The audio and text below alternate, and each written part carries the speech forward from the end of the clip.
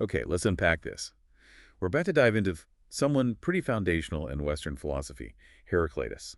You know, the ancient guy famous for saying everything flows, uh, ideas about constant change, conflict, war is the father of all, that kind of thing. A really central figure, yeah. Hard to avoid him. Totally. But here's the twist we're exploring today.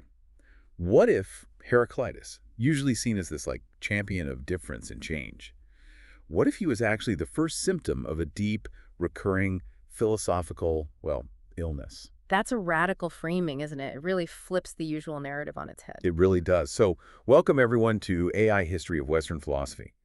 This is where we try to get into the weeds of complex philosophical ideas, pull out their core essence, and yeah, connect them in ways you might not expect. Often quite surprising ways. Exactly. And today, our mission is to tackle a really challenging reevaluation of Western philosophy, all through the lens of a contemporary French philosopher, François Laruelle. We're asking, why does Laruelle call Heraclitus the first philosopher of difference? But, and this is the key, not in a good way. Right, not as praise. Not at all. We'll need to unpack Laruelle's concept of non-philosophy, which sounds pretty intense, and see how it completely rejigs our understanding of huge names, from Nietzsche all the way to Deleuze. And it's important to say, this question about Heraclitus being first, it immediately throws us into Laruelle's unique way of thinking. Words like first, philosopher, even difference itself, they all get radically reevaluated. So it's not just a history fact check. Did Laruelle say this? Definitely not. Oh. For Laruelle, the answer isn't a simple yes or no based on chronology. He puts Heraclitus in a position of primacy, sure, but it's a diagnostic primacy. He's identifying a starting point, but it's the starting point of a problem, not an achievement. Wow. Okay, so diagnostic primacy, like patient zero.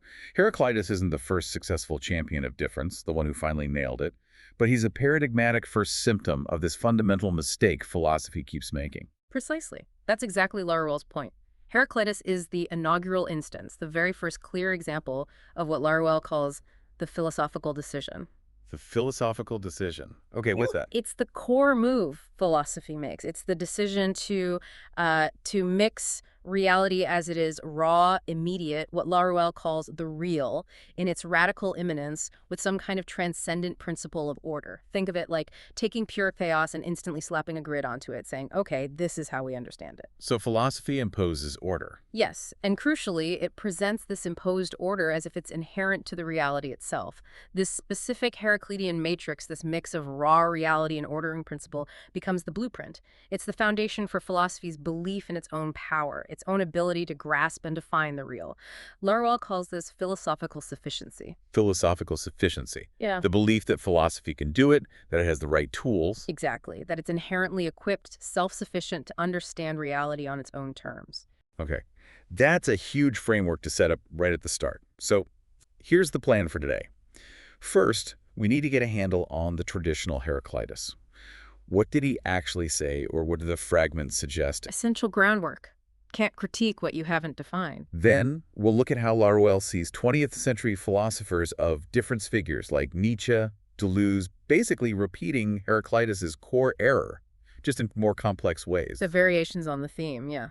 After that, we need to dig into Laruelle's toolkit itself. What is this non-philosophy? What are its key concepts? The diagnostic instruments. Right. And finally, armed with those tools, we'll circle back and re-diagnose Heraclitus through this very different, non-standard lens. See him as that first symptom. Sounds like a solid plan. Understanding Heraclitus first is key, because those internal tensions in his own thought are exactly what Laruelle zeroes in on. Great. Let's get started then. Setting the stage. The enigmatic Heraclitus, the traditional interpretation. All right, part one. Heraclitus himself, active around 500 BCE from Ephesus. We don't have complete books, just these often puzzling fragments, but they paint a picture of a cosmos that's always changing, driven by conflict, yet somehow unified underneath it all. He's famously obscure, the weeping philosopher sometimes called, partly because his ideas are so challenging to pin down. And that very tension, that ambiguity, is what makes him endlessly fascinating for later thinkers. And for Laruelle, the perfect starting point for his critique. Exactly. The internal contradictions aren't a flaw to be explained away. They are the structure Laruelle wants to analyze. So the most famous bit is Pantere, everything flows. The river fragments capture this best, right? That's the classic one, yeah. Fragment DKB12. On those stepping into rivers staying the same, other and other waters flow. It sounds simple, almost poetic, but the implication is huge. It's not just, look, the water's moving. Not at all. It's a deep metaphysical claim. Identity, stability, these are illusions. Reality is a process of change, of becoming. You can't step into the same river twice, because the water has changed, yes, but also you've changed. The one stepping in is also part of the flow. We are and are not, as another fragment says. Precisely. DKB49A. We step and do not step into the same rivers. We are and are not. That's a direct challenge to the principle of non-contradiction, which Aristotle would later formalize as foundational. For Heraclitus, being and non-being aren't opposites. They coexist in the flux. The sheer raw immanence, pure change, difference happening constantly. You can see why later philosophers trying to escape static systems loved this, like Nietzsche, Deleuze. Absolutely. It looks like a starting point before fixed forms, before Plato's ideas. It's reality in its preconceptual wildness, maybe. A world of constant material transformation. Difference seems primary. Okay, so if Pantarei describes the state of things, what drives it? That's where polemos comes in. Strife, war. Exactly. Polemos is the engine. Fragment DKB53 is incredibly stark. War is the father of all and king of all, and some he has shown as gods, others as men, some he has made slaves, others free. Sounds pretty brutal. It does to our modern ears, maybe. But for Heraclitus, war, strife, conflict, it's not negative. It's the fundamental generative principle. It's how things get their character, how they are differentiated from each other. Conflict creates distinctions. Without conflict, just mush. Essentially, yes. An undifferentiated soup. Strife separates, defines, assigns roles. And crucially, this isn't just random violence. Right, you mentioned he connects it to justice, Tikogo. How does that work? That's in fragment DKB80. One must know that war is common and right is strife, and that all things are happening by strife and necessity. Equating war with justice is radical. It means the constant tension, the pulling back and forth of opposites is the cosmic order. It prevents collapse into chaos by ensuring a dynamic balance. So strike isn't just change, it's ordered change. Yeah. Ordered in a dynamic sense, yes. It elevates difference from just, the variety into the actual principle that structures reality. Conflict is the structure. Okay, so if conflict creates differences, but those differences are part of a necessary structure, does that lead to the unity of opposites? Directly. Because things defined by strife are inherently related. They depend on each other. He gives loads of examples. Like the way up and the way down. DKB 60. The way up and the way down are one and the same. Or DKB 61 about the sea. The sea is the most pure and the most polluted water. For fish, drinkable and life-giving. For men, undrinkable and destructive. So purity and pollution aren't absolute, they depend on the relation. Exactly. Opposites aren't static poles, they're aspects of a single process. Health needs sickness to be defined, satiety needs hunger, life and death are part of one cycle. The difference generated by polemos exists within this relational unity. The many things created by strife are, at a deeper level, one. Okay, flux, strife, creating difference held in unity. What holds it all together? Sounds like it needs a master principle. And that's the logos. And here we arrive at the most crucial, and for Laruelle, the most problematic part, the logos. Often translated as reason, word, account, law. It's the underlying principle of order and intelligibility for the entire cosmos. It's what ensures the flux isn't just random noise and the strife isn't meaningless destruction. He seems to think it's obvious, but people miss it. Yeah. Fragment DKB1 starts right off. Although this logos is eternally valid, yet men are unable to understand it. For although all things happen according to this logos, men behave as if they have no experience of it. It's eternal, universal, common to all, DKB2 says, maybe even divine. It's the hidden harmony beneath the surface chaos. Is it inside things or outside? Immanent or transcendent? That's the key tension. It seems to be both. It's immanent as the law governing how things change and interact, but it's also transcendent as this eternal objective structure that most people just don't grasp. They live in their own private worlds, as he says, ignoring the common logos. And he ties it all back together explicitly. Listen to the logos, and you'll know all things are one. Right, DKB50. Yeah. Listening not to me, but to the logos, it is wise to agree that all things are one. And this is where Laruelle really focuses his critique. You see the tension laid bare. Yeah, it's stark now you put it that way. Radical immanence, pure flux, strife. Asserted right alongside and seemingly governed by this single, unifying, eternal, transcendent logos. That's the mix. That's the inaugural philosophical mix, yes. Amphibology, the structural ambiguity.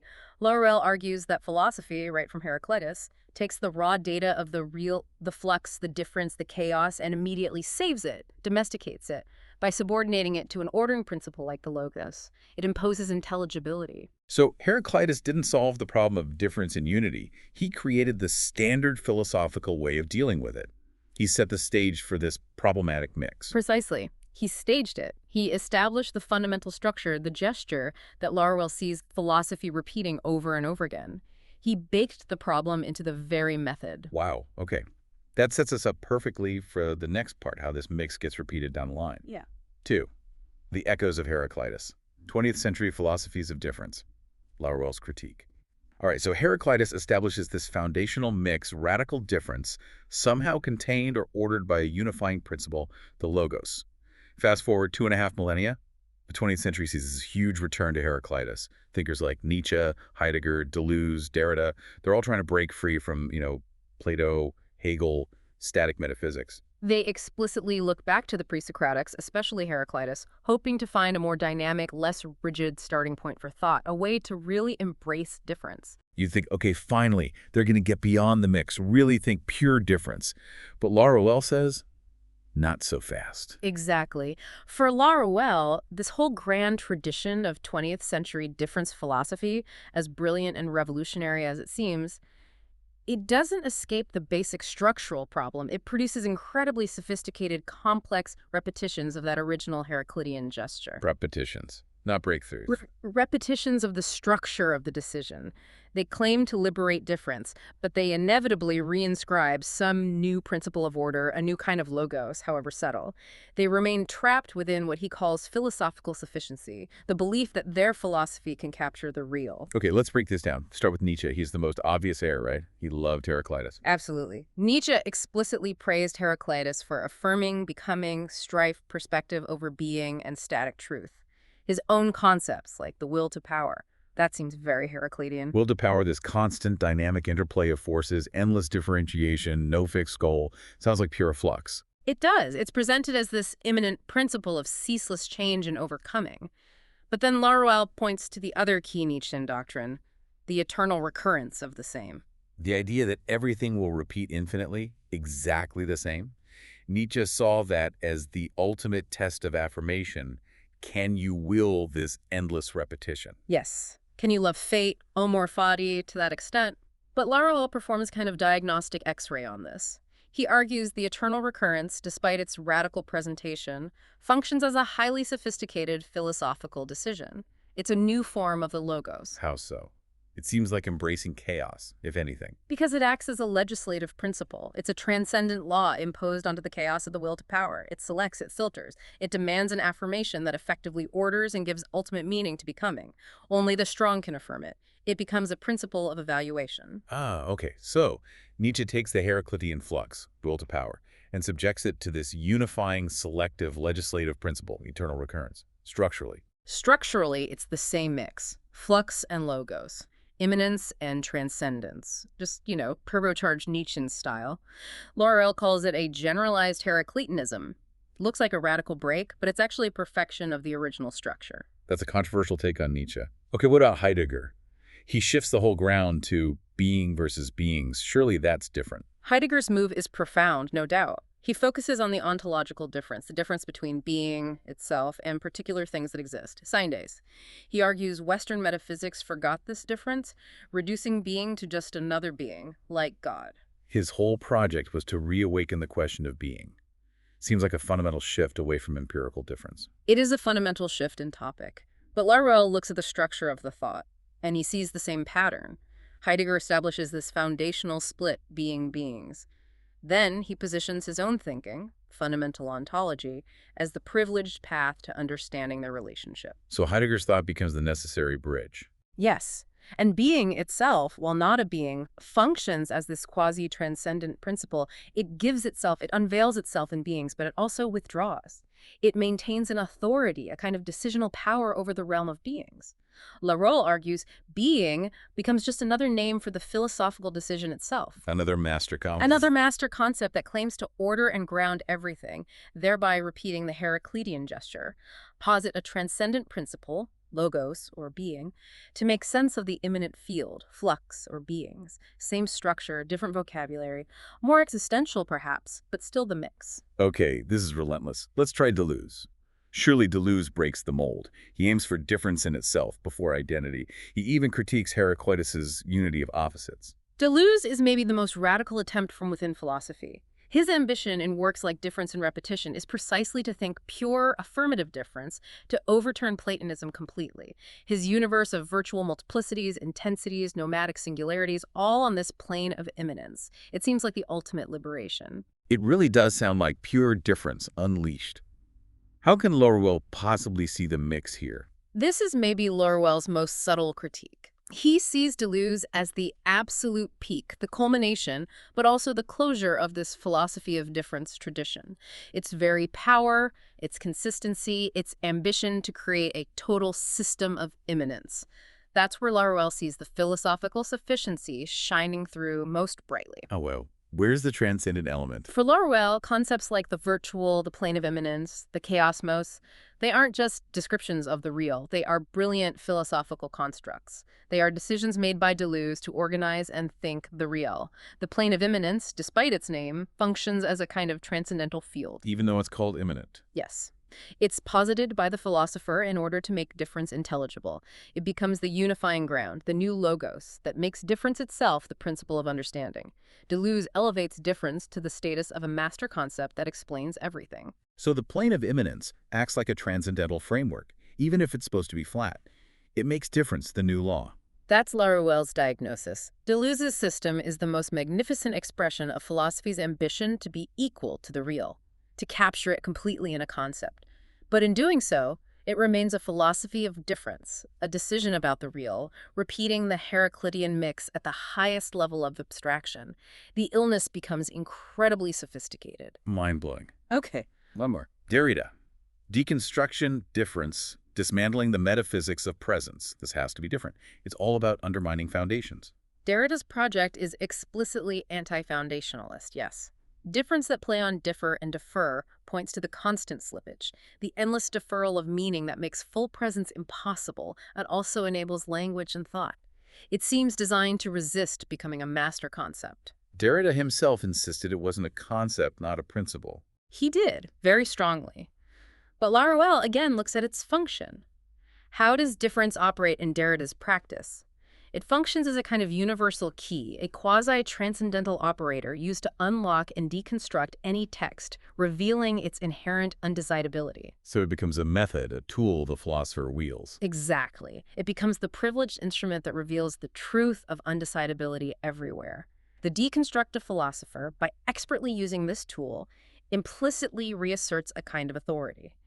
So despite the anti-foundational intent, difference still functions as a principle of non-identity maybe, a negative logos that governs the analysis and enacts a philosophical decision over the text. A negative logos.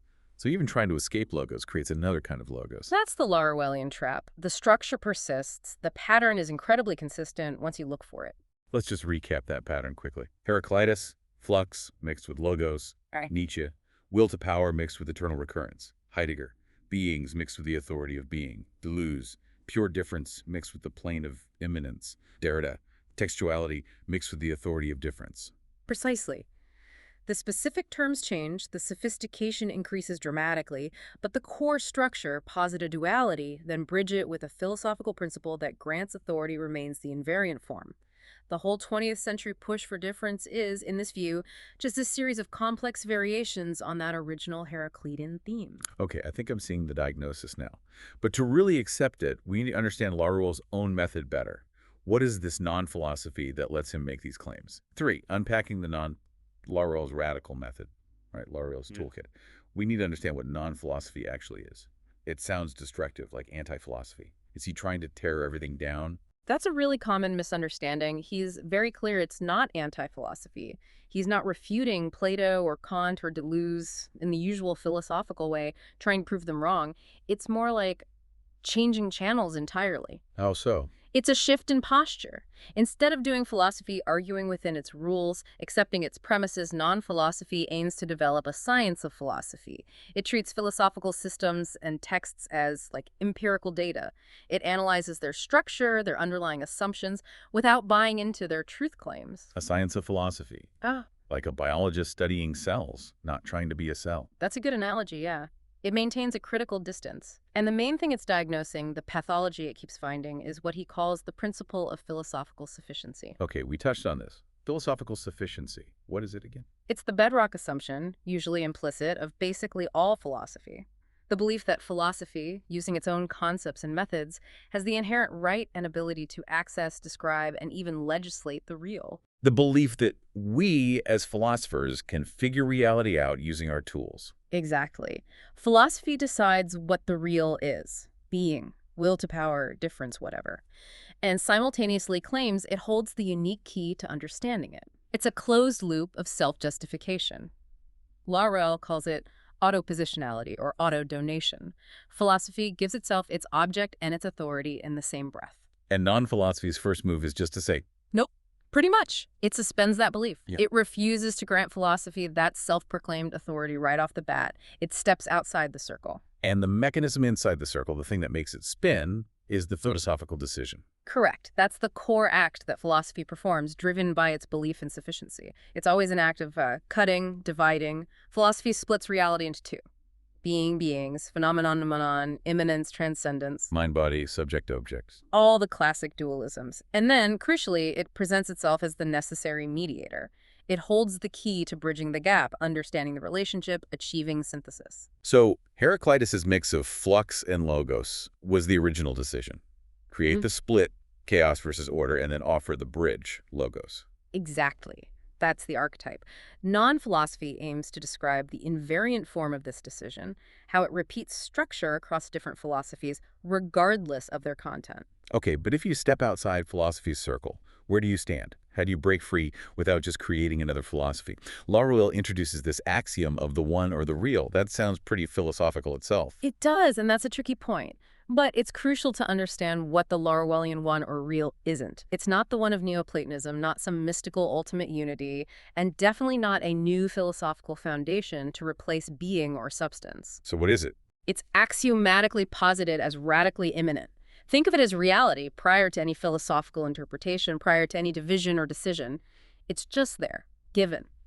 Laruelle says it's foreclosed to philosophical thought, meaning philosophy's tools, concepts, distinctions, literally cannot grasp it or represent it adequately. It has no inherent opposite. It's not defined by what it's not. Foreclosed, like a door philosophy can't open. Kind of. And the really radical part is its causality. Laruelle posits the one real as having unilateral causality. It determines thought in the last instant. Unilateral. One-way street. Exactly. The real affects us, determines our experience, our thought. But our thought cannot affect, grasp, or determine the real in return. Any attempt by philosophy to think the real inevitably creates a philosophical substitute, a concept of the real, not the real itself. Wow. So we can't know the real through philosophy. Not in the way philosophy claims to.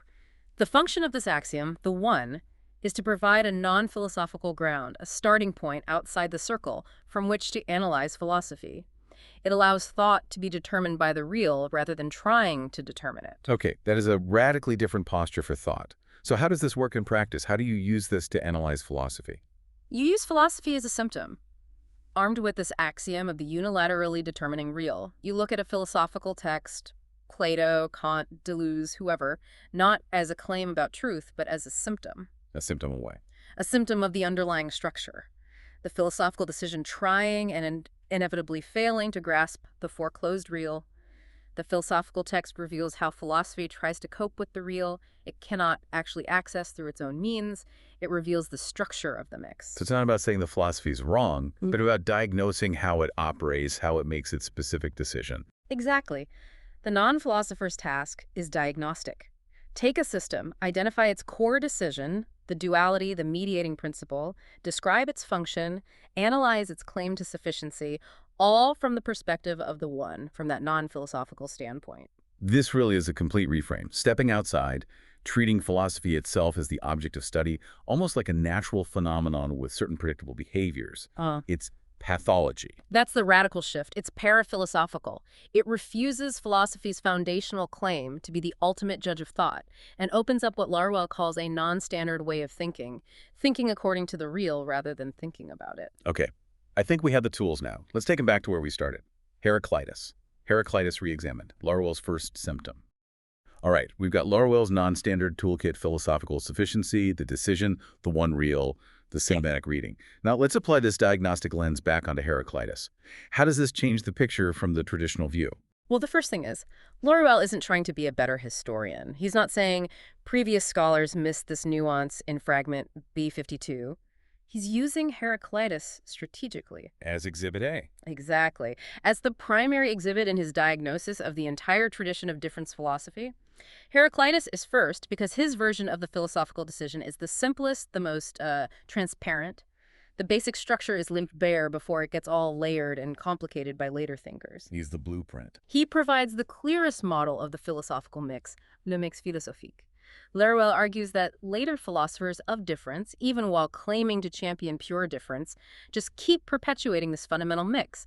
Difference with identity, immanence with transcendence, the real with some philosophical principle. Heraclitus invented that mix. So that tension we saw earlier, the flux versus the logos, Laruelle zooms right in on that. Absolutely. He seizes that tension. It's not a profound paradox to be contemplated. It's the evidence of the structural operation. Heraclitus takes the raw data, chaotic flow, strife, and performs the quintessential philosophical act. He saves it from chaos by subordinating it to a unifying, internal, transcendent principle, the logos. He imposes order to make it make sense. Yes, and that gesture simultaneously positing radical difference and a principle that masters it, that is the inaugural philosophical decision. It's an act of immense philosophical ambition, claiming to hold the one and the many together in thought. This Heracliteanism, this specific structure of mixing, becomes the DNA for all subsequent philosophy in the lineage Laruelle calls the Greco-Nietzschean tradition. Greco-Nietzschean, linking Heraclitus directly to Nietzsche as the bookends. We'll come back to that link. It's crucial. But first, let's nail down this idea of first. If it's not historical, not celebratory, what exactly does Laruelle mean by first? Okay, crucial point. First here is used in a specifically non-philosophical, non-standard way. It's obviously not just chronological first. Yes, Heraclitus came before Nietzsche, but that's trivial. It's absolutely not honorifically first. Laruelle isn't saying Heraclitus was the best or most authentic. That kind of ranking is part of the philosophical game he's critiquing. Giving out gold stars reinforces philosophical authority. Right, so it must be. Structurally and symptomatically first. He's the first case, the patient zero. His philosophy exhibits the fundamental pathology, the philosophical decision, the mix in its most basic, undisguised form. The simple model of the disease. Precisely. In Heraclitus, the mix of immanent difference, flux, and transcendent order, logos, is right there on the surface, stark and explicit. Later thinkers, like Deleuze, create incredibly intricate systems that look purely immanent, but Laruelle argues they're just complexifications, sophisticated camouflage for the same underlying Heraclitean structure. So identifying Heraclitus as the first symptom gives Laruelle the key to unlock and diagnose the whole subsequent history, even the really complex stuff. That's the claim. It allows him to see the continuity beneath the apparent ruptures and innovations. And this has huge implications for how we view that whole 20th century return to the Greeks. Ah, right. Heidegger, Deleuze, trying to bypass Plato and Aristotle, looking for something more original in the pre-Socratics. Laruelle says that whole project was flawed from the start. Fundamentally flawed, yes, because it misdiagnosed the illness. They thought the problem started later, with Plato's forms or Aristotle's substance metaphysics. They blamed the forgetting of being or the dominance of identity. But Laruelle says the core problem, the philosophical decision itself, was already there, in Heraclitus. Exactly. The attempt to find a pristine, non-metaphysical origin in Heraclitus was actually a return to the scene of the original crime, so to speak. They were seeking a cure from the very figure who first cooked up the problematic mix of the real and philosophical authority. Wow. They thought they were escaping metaphysics, but they ran right back into its earliest formulation. That's quite an indictment. It completely reframes that intellectual movement. And it leads back to why Laruelle constantly links Heraclitus and Nietzsche in that Heraclitean, Nietzschean, or Greco-Nietzschean paradigm. Okay, why them specifically? What's the core connection? Because, for Laruelle, Nietzsche represents the ultimate generalization and aestheticization of the Heraclitean decision. Nietzsche takes that basic structure, chaotic force, will to power, ordered by a transcendent principle, eternal recurrence, and turns it into a universal philosophical style.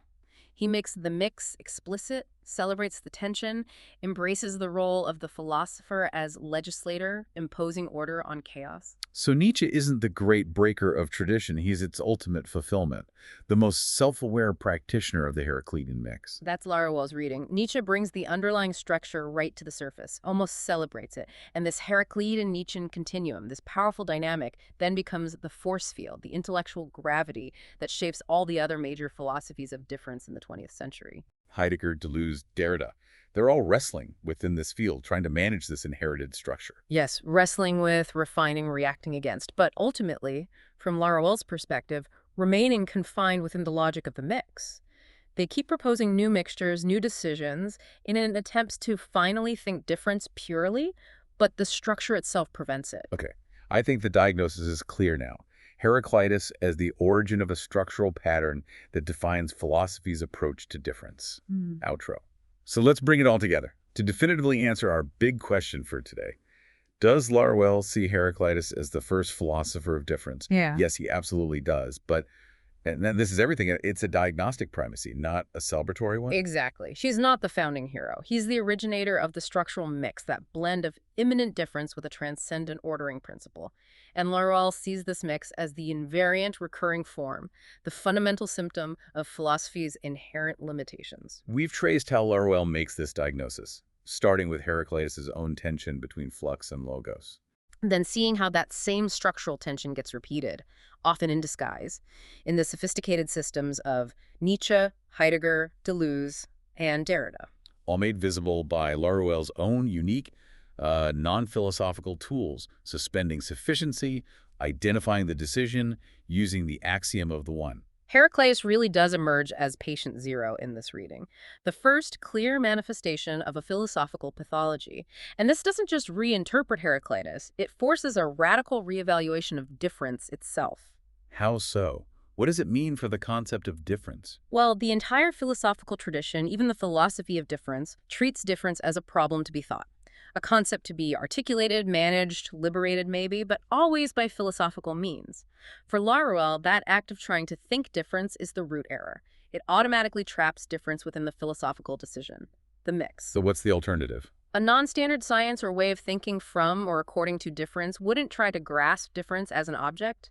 It would try to let difference itself, as the character of the real, unilaterally determine thought. So thought becomes like a model or a clone, shaped by the real's immanent difference, instead of a philosophical system trying to capture or represent it. That's the direction non-philosophy points towards. It's a completely different posture. Less about mastery, more about maybe fidelity. It's a profound shift. It really is. Yeah. And this whole analysis, starting with Heraclitus, it's not just intellectual history. It feels like an attempt to fundamentally question the authority philosophy gives itself. It absolutely is. By tracing that simple, foundational mix in Heraclitus right through to its most celebrated modern proponents, Laruelle aims to demonstrate the inherent structural limits of the entire philosophical enterprise as traditionally practiced. It's a challenge to its core claim of sufficiency. Wow. So that seemingly simple question, was Heraclitus the first, really does unlock this huge radical critique. It makes us question not just who said what when, but the very way we think about thinking, the very posture of philosophy itself. So maybe the real takeaway for you listening is, what does this mean for how you approach complex ideas? Is the goal always to find the right philosophical system, or is there value in stepping back and diagnosing how these systems operate, and perhaps where they might inevitably fall short? A provocative thought indeed. Perhaps the deepest dive isn't into the content of philosophy, but into its structure, its recurring decisions, its potential blind spots. A lot to chew on there. Thank you for joining us on this particularly mind-bending journey on AI history of Western philosophy. Join us next time as we explore.